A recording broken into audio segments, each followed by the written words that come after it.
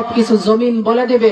এই জন্য আমাদের কর্ম, আমাদের হায়াতের মধ্যে যা কিছু আমরা করি না কেন, কমপক্ষে আমাদের পিছনে 4টা সাক্ষী আছে, যার কাল কিয়ামতের দিন আল্লাহ পাক রব্বুল আলামিনের কাছে সাক্ষী দিবে আমাদের বিরুদ্ধে।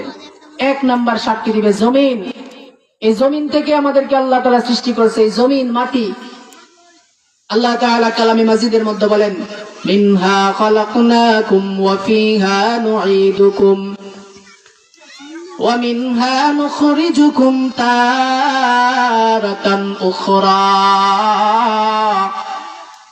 এই জমিন থেকে আমাদেরকে সৃষ্টি করেছে, জমিনের ভিতরে আবার আমাদেরকে যেতে হবে, আবার জমিন থেকে আমাদেরকে আবার বের করবেন। মিনহা খালাকনাকুম ওয়া ফিহা নুঈদুকুম ওয়া মিনহা নুখরিজুকুম তারাতান উখরা।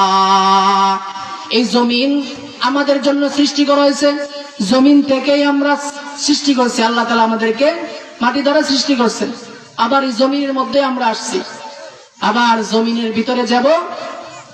আবার কিয়ামতের দিন ইসরাফিল আলাইহিস সালাম যখন সিংহায় ফুৎকার দিবেন, তখন আবার জমিন থেকে আল্লাহ তাআলা আমাদেরকে বের করবেন। এই জমিনের মধ্যে আল্লাহ তাআলা কত নিয়ামত আল্লাহ রাব্বুল আলামিন গচ্ছিত করে রেখেছেন, সংরক্ষিত করে রেখেছেন। জমিনের মধ্যে আল্লাহ রাব্বুল আলামিন খনিজ সম্পদ আল্লাহ তাআলা রেখেছেন। জমিনের মধ্যে সোনা রূপা এগুলোর খনি আছে। এই জমিনের মধ্যে আল্লাহ তাআলা মূল্যবান জিনিস রেখেছেন। তো এই জমিন আমার আপনার বিরুদ্ধে সাক্ষী দিবে কাল কিয়ামতের দিন। আল্লাহ রাব্বুল আলামিনের সামনে জমিন সাক্ষী দিবেন কোন সময় কি কাজ করেছে।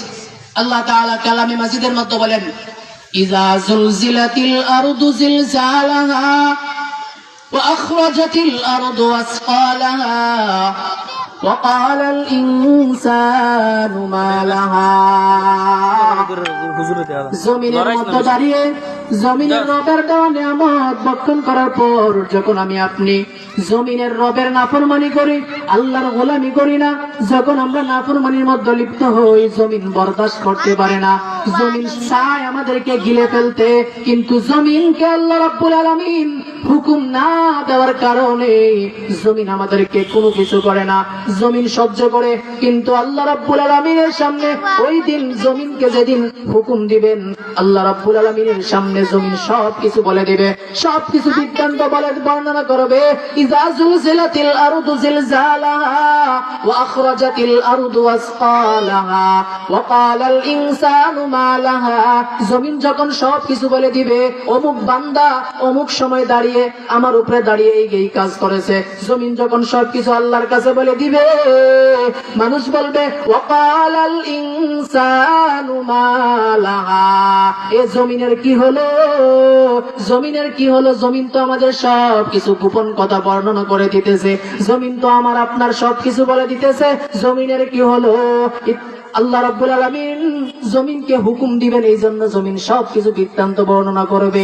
বিআন্না রাব্বাকা আওহা লাহা, কেননা জমিনকে আল্লাহ রাব্বুল আলামিন হুকুম দিবে, আদেশ করবে, এই জন্য জমিন সব কিছু বর্ণনা করে দিবে, বাঁচার কোনো সুযোগ নাই।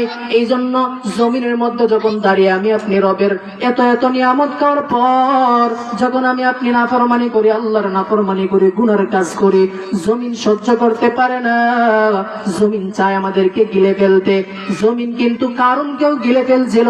বিভিন্ন কোরআনের তাফসীরের কিতাবের মধ্যে লিপ্ত বর্ণিত আছে যে আল্লাহ রাব্বুল আলামিন কারুনকে এত ধন সম্পদ দিয়েছিলেন যে তার চাবি, ধন সম্পদের চাবি বহন করার জন্য একদল শক্তিশালী লোক ক্লান্ত হয়ে যাইত।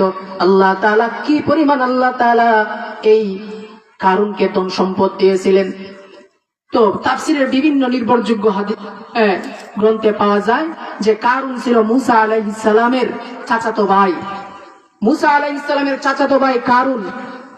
তো ধন সম্পদ এত দিয়েছিল, আল্লাহ তাআলা বলেন ইন্না কারুনা কানা মূসা, আল্লাহ রাব্বুল আলামিন কারুনকে এত ধন সম্পদ দিয়েছিলেন যে তার ধন সম্পদের চাবি বহন করার জন্য শক্তিশালী লোক, একদল লোক ক্লান্ত হয়ে যায়।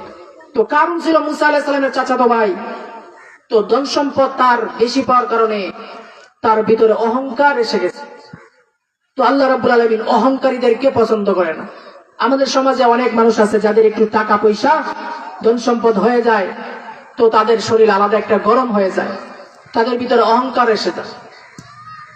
তো কারণের ভিতরে অহংকার এসে গেল, সে দাবি করে বলল যে আমি মুসার উজির হতে চাই, মুসা আলাইহিস সালামের উজির হওয়া একমাত্র আমি হকদার। অথচ অর্থাৎ তার সহকারী নবী মুসা আলাইহিস সালামের সহকারী নবী হওয়ার দাবি একমাত্র আমার, আমি হকদার। আমাকে না বানাইয়া তার ভাই হারুন রে বানাইছে। তো কারণ সে জানে না যে নবুয়ত এমন একটা জিনিস, এমন একটা সম্পদ যেটা ধন সম্পদ প্রভাব এগুলো দিয়ে হয় না, শক্তি সামর্থ্য দিয়ে হয় না, বরং আল্লাহ রাব্বুল আলামিন যাকে পছন্দ করেন, যাকে মনোনীত করেন তাকেই নবী বানান।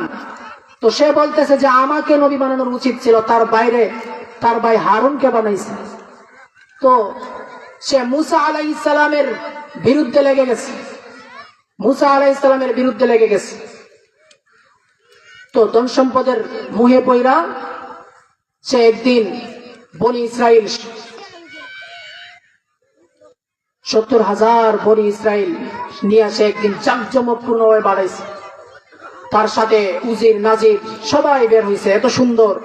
তো তার এই শান শৌকত দেখে দুনিয়াদাররা বলতেছে, হায় হায় কারুন কত ভাগ্যবান, কারুন কত বড় ভাগ্যবান, আল্লাহ তাআলা তাকে কত ধন সম্পদ দিছে।